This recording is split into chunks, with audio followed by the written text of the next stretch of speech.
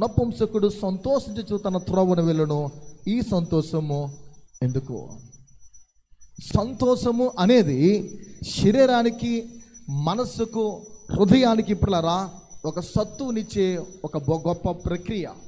పెద్దలు అంటూ ఉంటారు, సంతోషమే సగం బలమని. సంతోషం అనేది మన దేహానికి, మన మనస్సుకు, మన హృదయానికి సత్తువునిచ్చేది, అంటే బలాన్ని చేకూర్చే గొప్ప ప్రక్రియ పిల్లరా. సంతోషానికి కారణాలు వేరే ఉండవచ్చు, అవి రకరకాలుగా ఉంటాయి పిల్లరా. కానీ సంతోషం యొక్క అనుభవం మాత్రం ఒకటే. నువ్వు అనుభవిస్తున్న సంతోషం దేని ద్వారా రావచ్చు, కానీ దాని అనుభవం మాత్రం ఒకే రీతిగా ఉంటుంది పిల్లరా.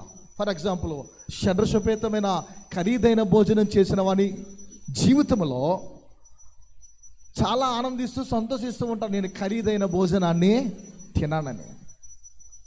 కడుపు నింపుకోవడానికి కలిగించని, అంటే ఇంట్లో ఏమీ లేక తనకున్న దీన స్థితిలో బీదరకంలోనే గంజి నీళ్ళతో కడుపు నింపుకున్నవాడు కూడా తన జీవితంలో సంతోషిస్తూ ఉంటాడు. ఇరువురికి సంతృప్తి, సంతోషాలు ఒకటే. అతగాడికి కడుపు నిండింది, బీదవానికి కూడా కడుపు నింపింది. తేడా ఏంటనేది కడుపులో ఏమీ లేదు, తేడా రుచులను గుర్తిస్తూ ఉన్నటువంటి నాలుక దగ్గర ఉంది. సంతోషం అనే దాని గురించి మనము ఆలోచిస్తే పిల్లరా, ఈ సంతోషము అనేది అపవిత్రమైన కార్యాల ద్వారా కూడా మనం పొందుకోవచ్చు.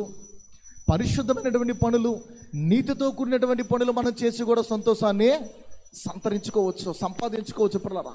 అయితే సంతోషము అనేది మనం ఎలా మన జీవితంలో అనుభవిస్తున్నది, ఎలా మన జీవితంలో పొందుకోవడానికి ప్రయత్నిస్తున్నాం?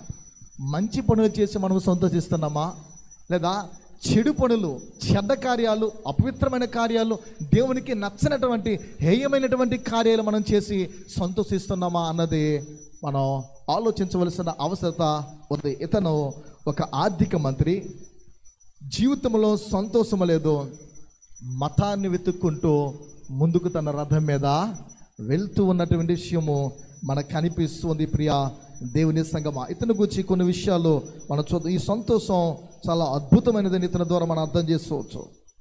సంతోషము ఎల్లప్పుడూ మనం జీవిస్తున్న ఈ భూమి మీద 4 కాలాలు మనం అనుభవిస్తున్న సంతోషం నిలిచిపోవాలంటే అది ప్రతిఫలాల్లో కనిపించాలి.